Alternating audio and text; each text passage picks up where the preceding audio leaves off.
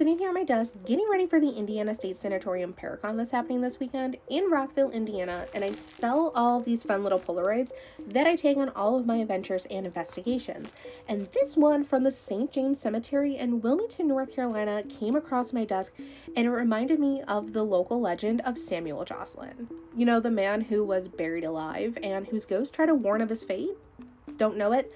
Stick around while we package up some Polaroids and I'll tell you about it. As the legend goes, in the winter of 1810, Samuel Jocelyn and his newly wedded wife were staying in a cabin on Honey Island for their honeymoon when they got into a heated argument. It was so bad that Samuel decided to jump on his horse and ride out into the night, and somehow along the way, he ended up getting thrown from his horse, getting knocked unconscious, and laying in a shallow pool of water. Puddle, river, I don't know. It took about a few days for the search party to find his body, but when they did, they kind of discovered, or they kind of determined, that he froze to death. After that whole determination for the cause of death, he was brought to the St. James Cemetery where he was laid to rest. And since that day, his friends had these weird dreams from him from the grave, almost begging to be dug up. It took about 3 days after the funeral for the friends to kind of like give into these haunting dreams.